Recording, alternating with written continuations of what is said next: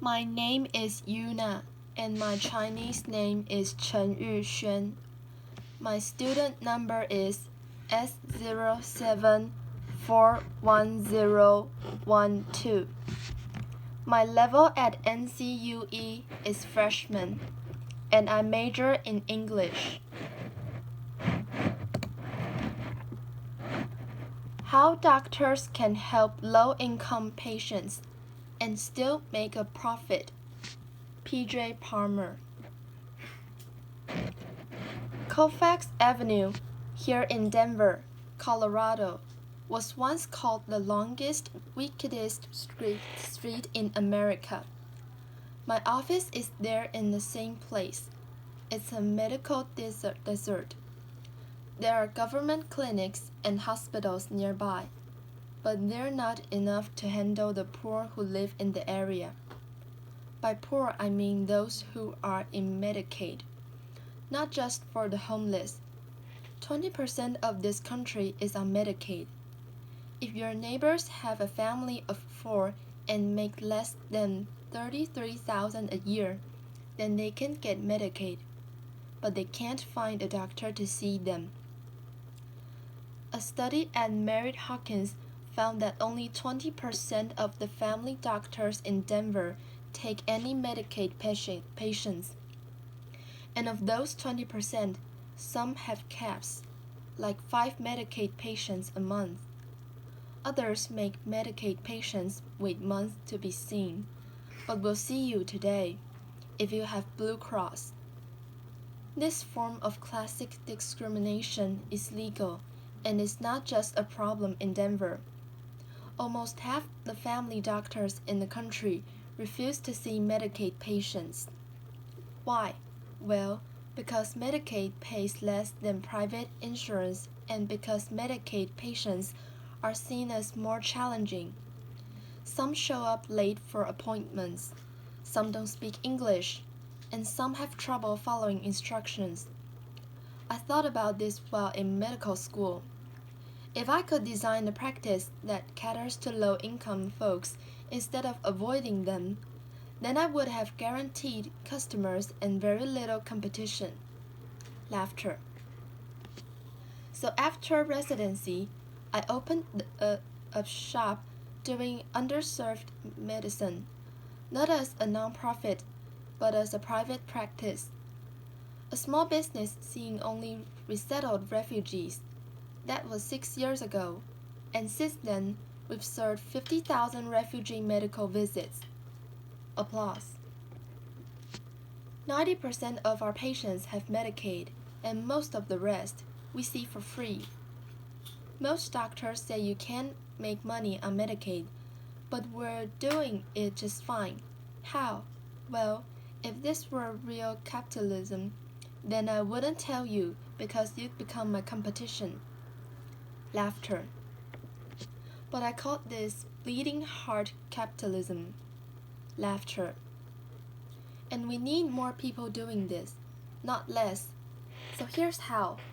We break down the walls of our medical maze by taking the challenges of Medicaid patients, turning them into opportunities, and pocketing the difference.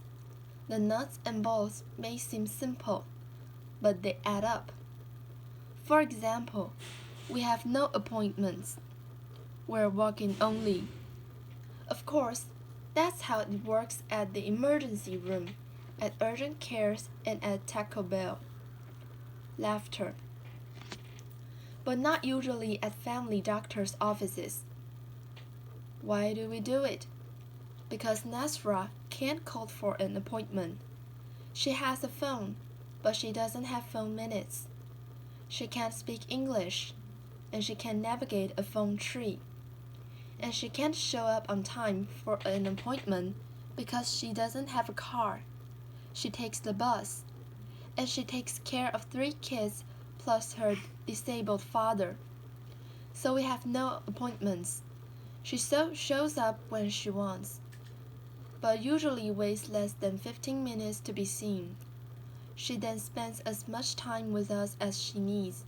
Sometimes that's 40 minutes. Usually it's less than 5. She loves this flexibility.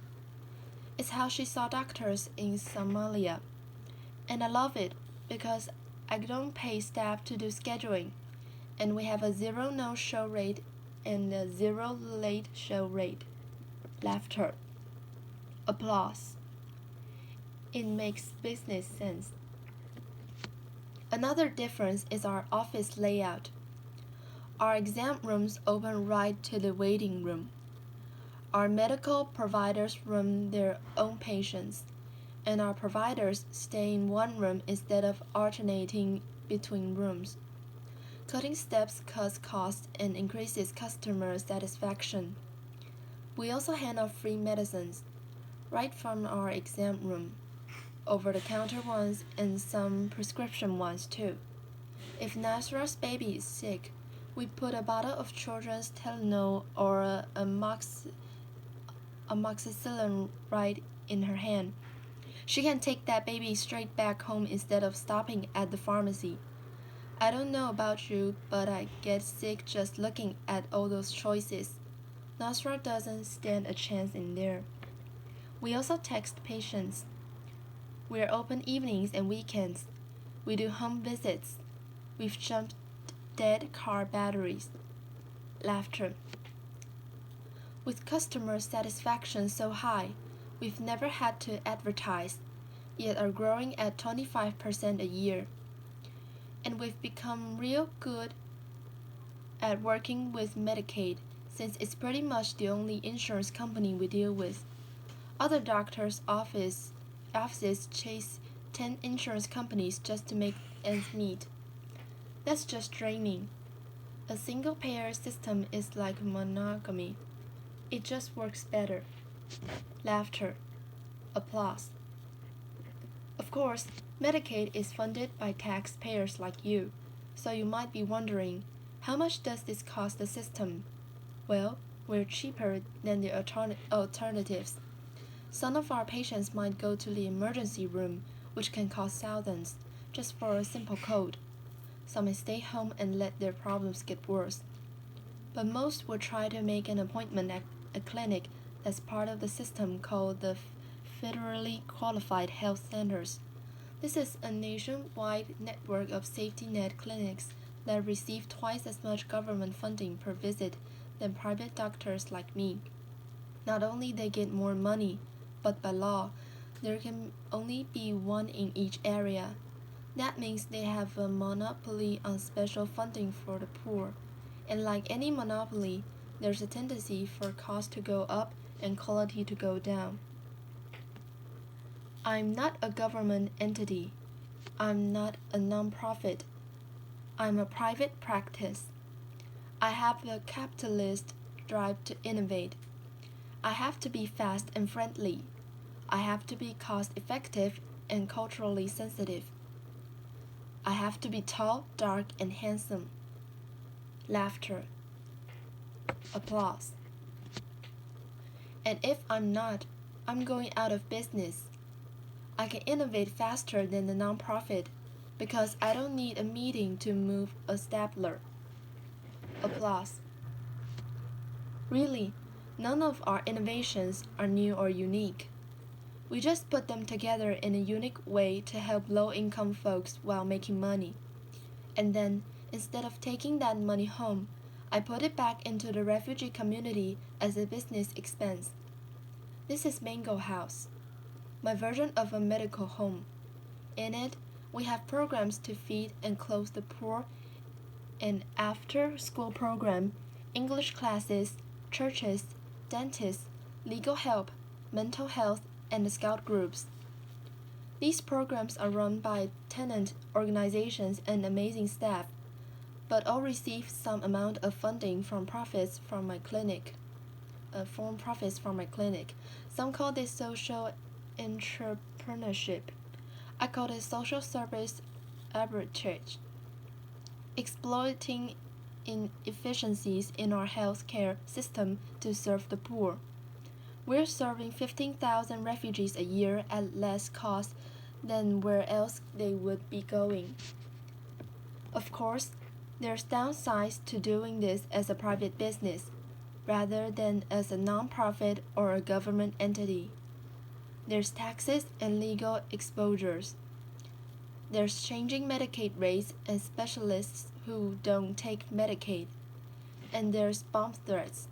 Notice there's no apostrophes. It's like, we were going to blow up all you refugees. Laughter. We were going to blow up all you refugees, but then we went to your English class instead. Laughter. Applause. Now you might be thinking, this guy's a bit different.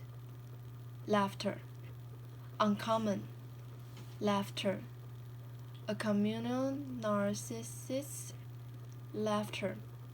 A unicorn maybe, because if this was so easy, then other doctors would be doing it.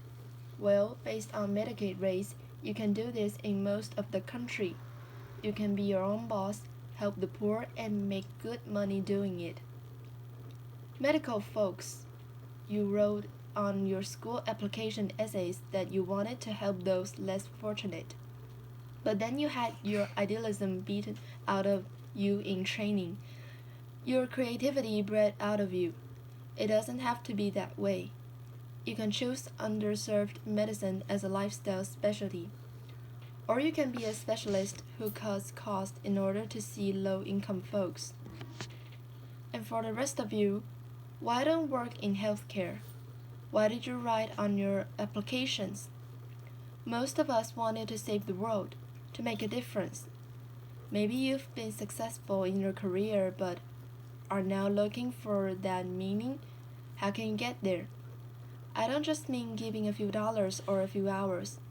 I mean, how can you use your expertise to innovate new ways of serving others? It might be easier than you think. The only way we're going to bridge the underserved medicine gap is by seeing it as a business opportunity. The only way we're going to bridge the inequality gap is by recognizing our privileges and using them to help others. Applause.